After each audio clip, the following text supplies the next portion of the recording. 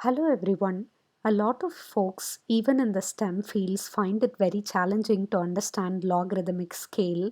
So, we are going to come up with an easily understandable definition for log base 10, which is not 100% accurate but is a close enough approximation. First of all, we can compute logarithm for any number y for a given base using the log function within the math module. The first argument is going to be y, second argument is going to be base. To compute log base 10, we can use the log 10 function within the math module by passing as argument y. In order to compute log base 10, we are going to find a number x such that 10 to the power x is equal to y. Log to the base 10 of y is simply going to be x. Let me show you a simple invocation of log 10 function within the math module. I'm going to pass as argument 1000. The return value is going to be 3.0 because 10 to the power 3.0 is going to be 1000. Let's define a log underscore approx function. I'm going to configure the parameter as y. We are going to impose two conditions on the parameter y. The first one is going to verify that type of y equal to int. The second condition is going to verify that y has at least a value of 1. So I'm typing those conditions as assert statements.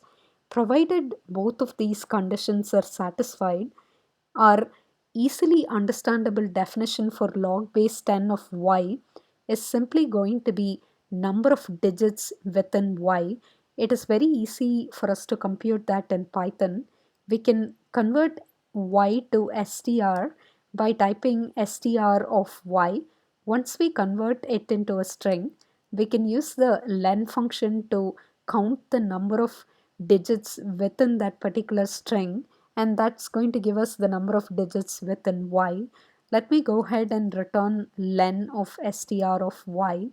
I'm going to invoke log underscore approx function by passing as argument the number 1, 2, 3, 4, 5, 6, 7, 8, 9. What do you think will be the return value?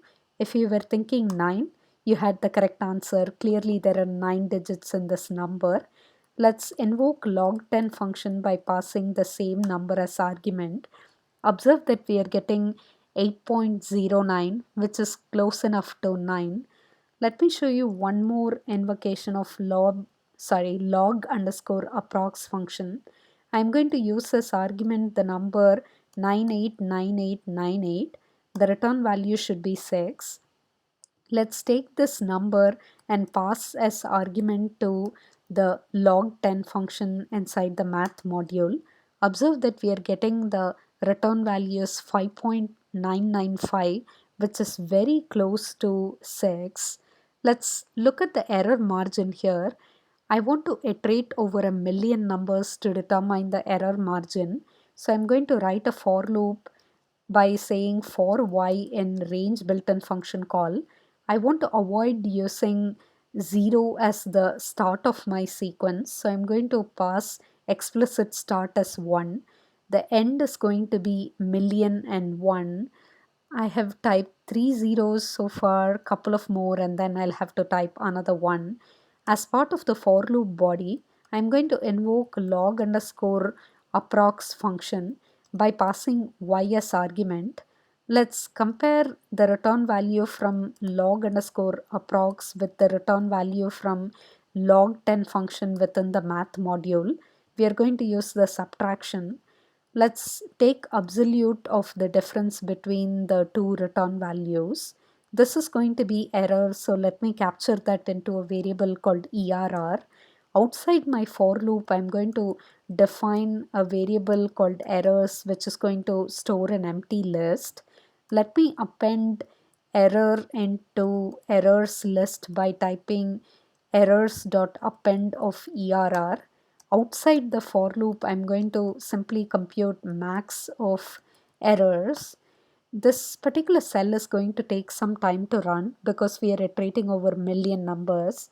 Observe that we are getting a maximum error bound of 1, which is good. Why exactly does this matter? Let's say that we want to compare a really large number with a relatively smaller number. Eventually, we are not going to care what exactly are the digits within each of those numbers, but we are only going to count the number of digits in order to know how big the other number is when compared to the smaller number. That is exactly what log base 10 scale enables us to achieve. Log to the base 10 is going to determine the number of digits within that particular number. So we are simply going to count the number of digits over here. In a similar perspective, log to the base 2 is going to count the bits you need to represent that number, because when you're talking about log base 2, you're going to talk about the number in powers of 2, which represents the number of bits. On the other hand, when you talk about log base 10, you're talking about powers of 10, so you're talking about individual digits over here. I'm creating a series from a list of values which are 1, 10, 100, 1000, 10,000, etc. Let's create a line plot for the series S. Observe that the initial values are very closely plotted to 0, even though we know that the value against the x-axis tick of 4 here is going to be 1000. That's, sorry, 10,000. That's still going to be displayed very close to 0 over here. A better way of representing a line plot for this series would be to use logarithmic scale on the y-axis. We can do that by passing argument to log y parameter as the boolean value true. Observe that now we are getting a straight line. It is very easy for us to be able to determine the value corresponding to the index 4 as 10 to the power 4 over here by looking at this particular step line. Let me switch to the reading for today's lecture.